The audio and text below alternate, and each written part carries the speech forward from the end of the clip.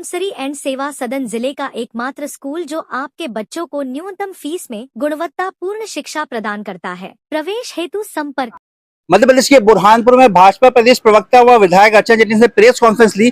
Press conference के माध्यम से उन्होंने बजट के बारे में बताया। बजट जन उपयोगी है, हर प्रकार की योजनाओं को इसमें शामिल किया गया है। बजट का भरपूर आवंटन किया गया है जिससे लोगों को किसी भी प्रकार की समस्या नहीं आएगी। वहीं बुरहानपुर के विकास को लेके भी जो प्रोजेक्ट है उसकी भी जानकारी दी। वहीं प्रदेश में खेती कृषि के साथ ही अन्य महत्वपूर्ण मुद्दे को भी इसमें शामिल किया गया है जिससे लोगों को काफी आमदनी होगी। वहीं लोगों की जो प्रतिव्यय आमदनी है उसको भी बताया कि किस तरीके से बढ़ोतरी हुई है। वहीं 2,65,000 का बजट पास किया है जो विभिन्न योजनाओं में काम आएगा। लाडली बहनों का भी काम आएगा। इसी के साथ उन्होंने अपनी जो प्रदेश की खूबियां है, जो प्रदेश के बजट की खासियत है वो बताया। आप खुद सुनिए क्या कहा उन्होंने बजट को लेकर। हमारे साथ हमारी खबर को देखते हैं, लाइक करें, शेयर करें, सब्सक्राइब करें ताकि आपको लेटेस्ट खबर मिले। खबर आप फेसबुक, इंस्टाग्राम, ट्विटर पर देखें तो फॉलो करें। सुभाष गुर्जर के साथ संजय दुबे, बुरहानपुर। भारतीय जनता पार्टी के प्रदेश की योजना से इस पत्रकार वार्ता का आयोजन किया गया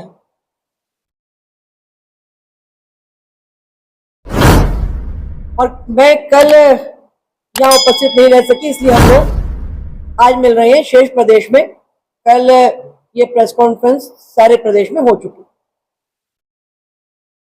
7 जुलाई को आप सब जानते हैं भारतीय जनता पार्टी की एक वृहद कार्य समिति भोपाल में आयोजित की गई जिसमें हमारे मंडल अध्यक्ष तक के कार्यकर्ता उपस्थित थे।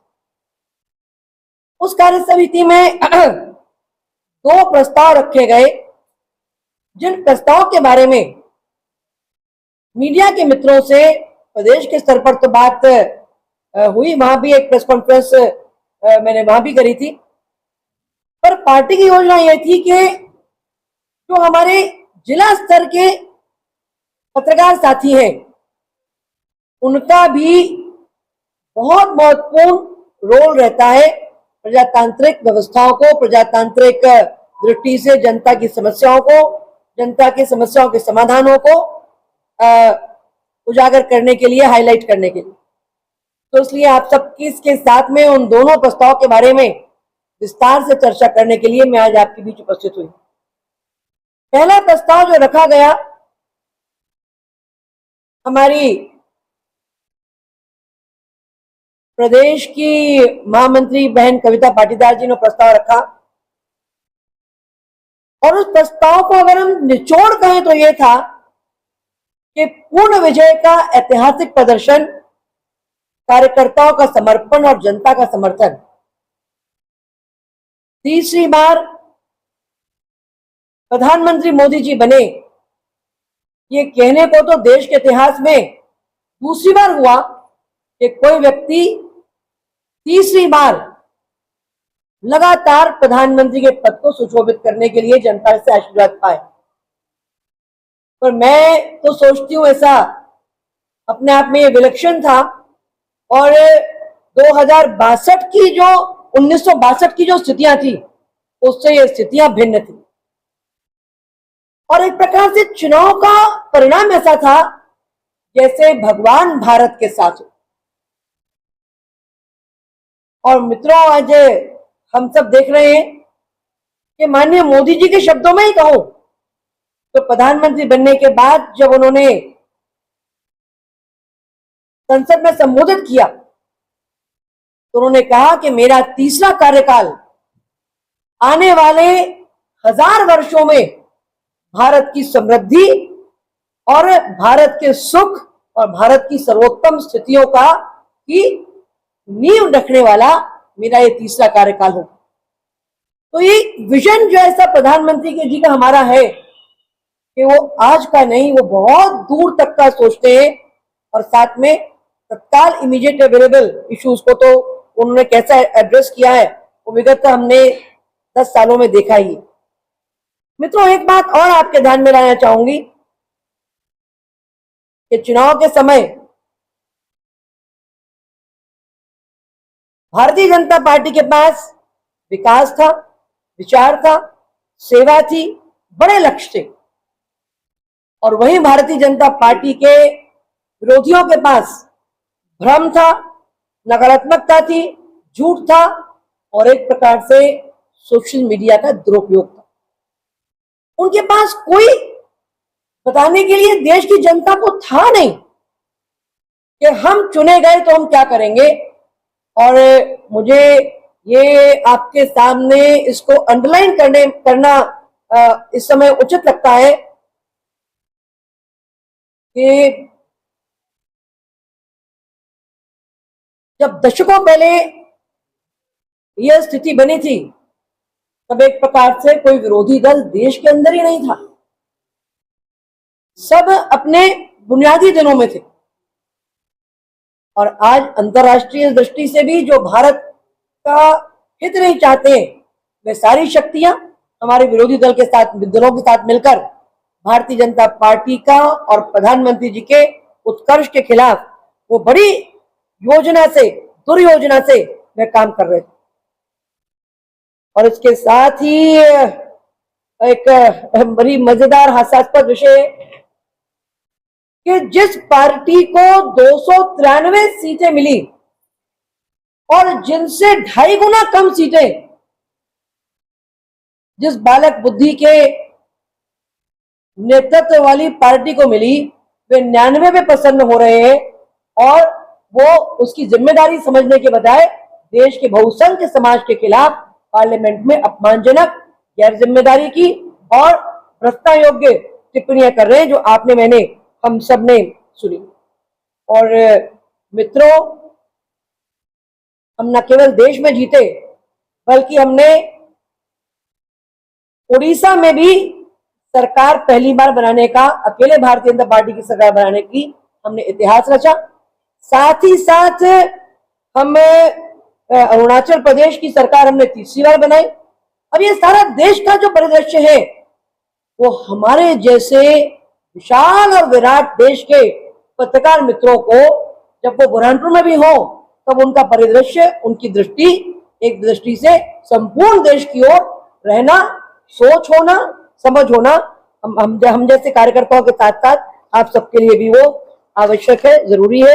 ऐसा मैं भी मान के चलती हूँ और मेरी पार्टी का भी यही मानना है। मित्रों, दूसरा प्रस्ताव जो हमारे यहाँ रखा गया वह प्रस्ताव राजनीतिक प्रस्ताव था और मध्य प्रदेश की डॉक्टर मोहन यादव जी की सरकार, भारतीय जनता पार्टी की सरकार का इस बार की सरकार आने के पश्चात का वो पहला बजट है।